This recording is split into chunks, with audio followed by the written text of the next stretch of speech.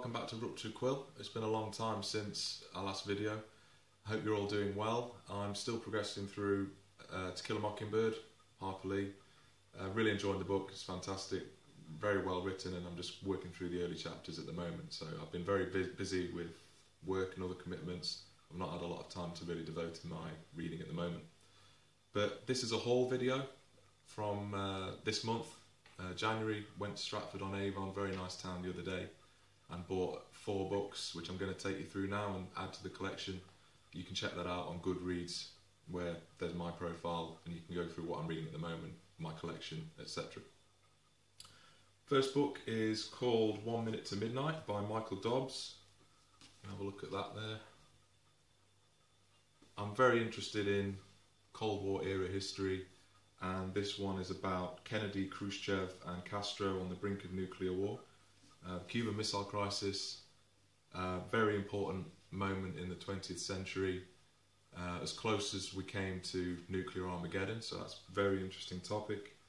Very much looking forward to reading it. Mesmerising according to the times. And this particular version is obviously the paperback. There's also a hardback version. You can just check that out as well. There. October 27th, 1962, a day dubbed Black Saturday in the Kennedy White House. Cuban Missile Crisis is at its height and the world is drawing ever closer to nuclear apocalypse. And we've got some great praise from, as I say, the Times, a riveting hour-by-hour account of one day that could have changed the history of humanity. So this is going to be a very compelling book, I think, especially to anyone who's going to be interested in the history of the Cold War, East versus West. I'm really looking forward to getting into this. Next one is a book I've been wanting to acquire for some time. It's by fiction by Richard Matheson, I Am Legend, the SF Masterworks edition. Very nice sleeve. That's the reverse side. I'm sure a lot of you have seen the film. It's one of my favourite films, the Will Smith version. There have been about 3 versions of the film done. The most clever and riveting vampire novel since Dracula. Robert Neville's the last living man on Earth, but he's not alone. Every other man, woman and child on the planet has become a vampire and they're hungry for Neville's blood. By day he is the hunter, stalking the undead through the ruins of civilization. By night he barricades himself in his home and prays for the dawn. How long can one man survive like this? And Stephen King has said, I think the author who influenced me the most as a writer was Richard Matheson. Books like I Am Legend were an inspiration to me. So I'm a big fan of post-apocalyptic fiction, thoroughly enjoy the genre, whether it's film, books or video games. So this is going to be a treat as well to go through. I've not read this book. I'm assuming it's going to differ substantially from the film. And as always, books always tend to be better than the films in any case. So that's going to be a good read, I reckon. Another fictional book, this time by Dalton Trumbo, Johnny Got His Gun. The Penguin Classics, Modern Classics edition.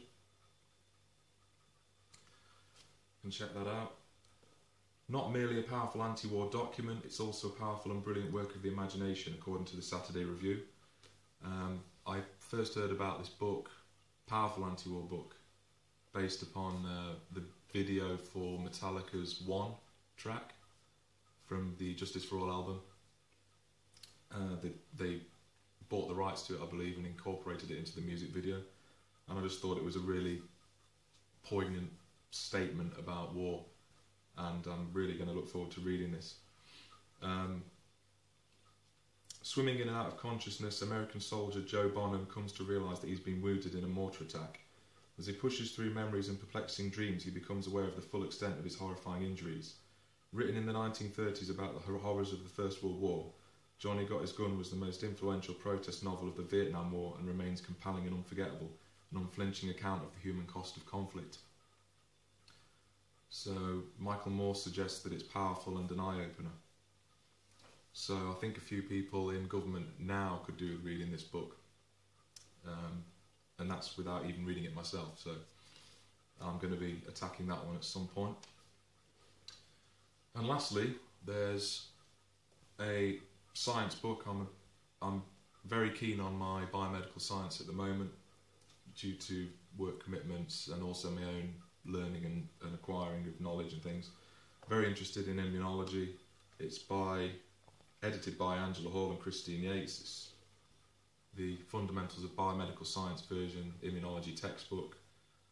I'm guessing it's going to be very heavy to read, very sciencey, but again very interesting because it's an area that I'm looking to move into in some fashion. So it should be a good starting point.